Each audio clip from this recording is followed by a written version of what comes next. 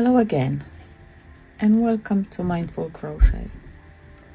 Today we're going to learn the chain stitch, and I want to begin by saying something important.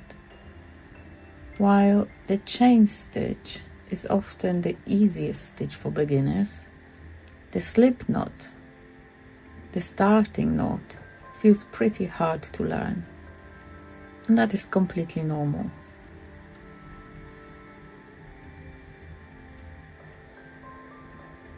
We are going to take things slowly. You're allowed to pause this video, you're allowed to rewind, and you are allowed to practice off camera. Crochet does not need to keep up with anyone. You need your crochet hook and your yarn. Nothing else. We're not making anything today. We're just learning the movements.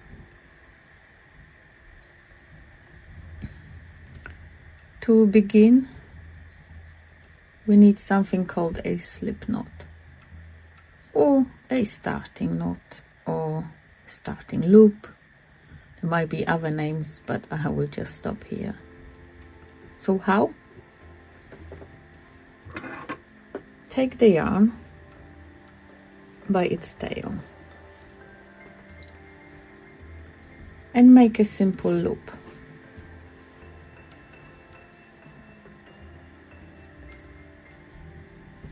Now pass the working yarn through that loop.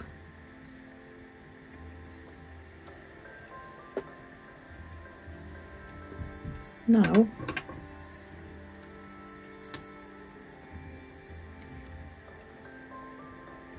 gently place the loop onto your hook, and now tighten it just enough so it rests comfortably, not tightly, on the hook.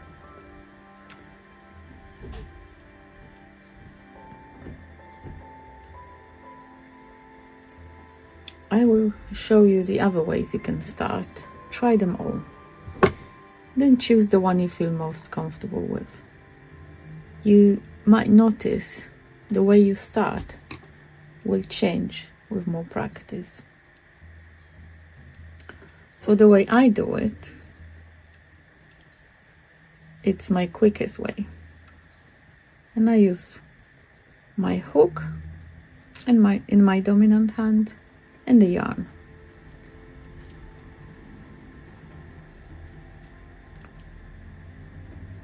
I will slowly make that loop using the hook. I will hold the yarn where it crosses here, hold it tightly, then move the hook under the yarn. The yarn goes over the hook, and you catch it with that little end of the hook and gently pull through. Then adjust the knot, and that's your slip knot. So that's the quickest way. You can also do the same in your hands without using a hook. So make a loop,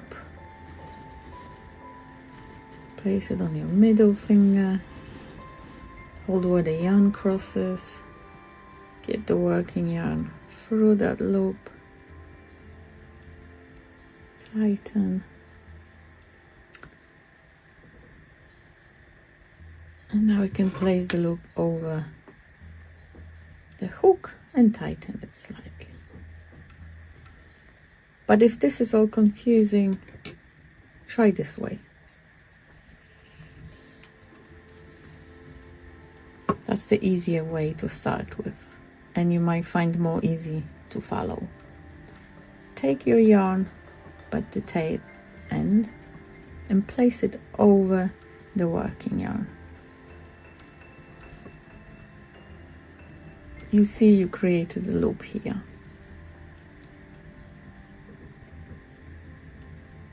Get that loop and place it over the working yarn. So you've got a little bit in the middle. You can pick it up right there by the loop. You can then tighten the knot slowly.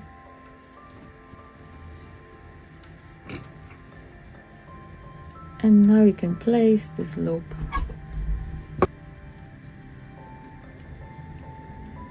and again tighten the loop slowly so you can see the movement of the yarn. Now you have the slip knot on your hook, and there we are. It is loose, but it is always better to have it loose in the beginning. Then you will find it easier to find the stitches, and you will find it easier to insert the hook into the stitch when you need to. Most people find this part very confusing. If this is also you, you're not alone. So pause here, rewind, and practice a few times. I think we'll be ready to start working the chain stitch. And you probably find it quite easy, because once you have your slip knot on your hook, you're ready to make your first chain stitch. So hold the hook comfortably, let the yarn rest over your finger in whatever way feels natural. I talked more about holding the yarn and hook in the other playlist. You can find all in my channel. To make a chain stitch, we move the hook under the yarn. The movement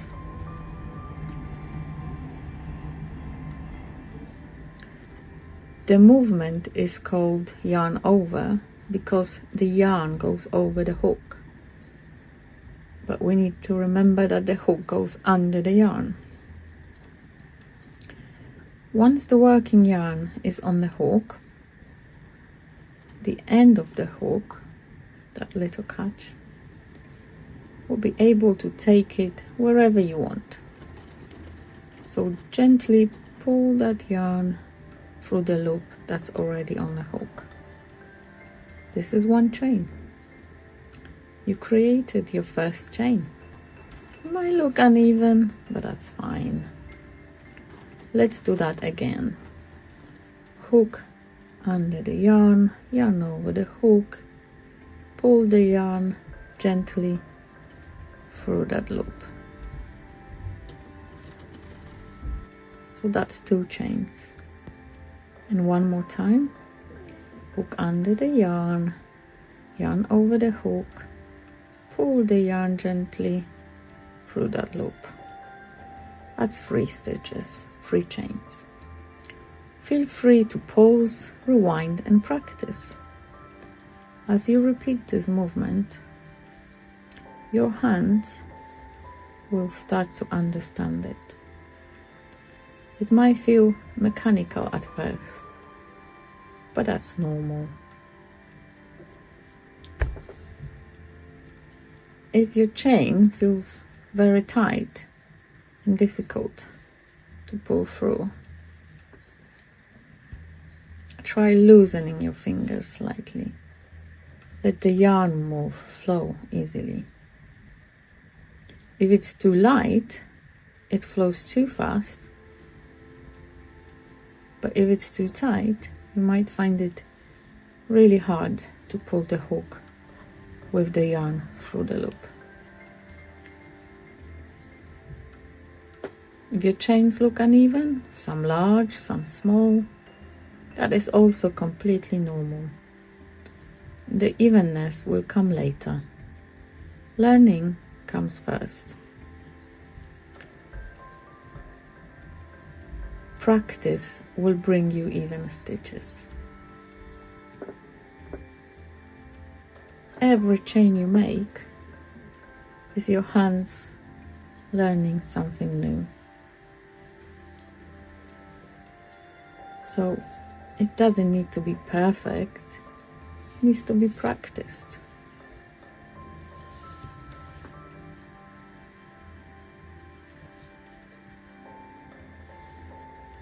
This is the first real movement your hands are learning.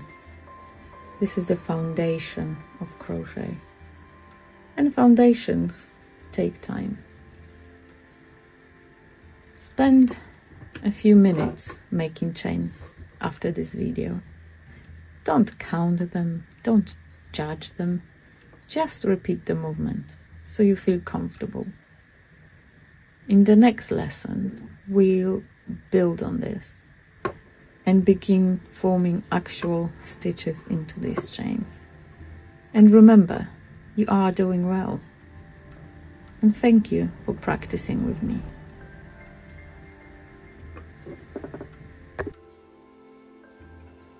Thank you for practicing with me today.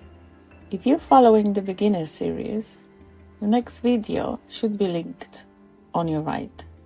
See you soon.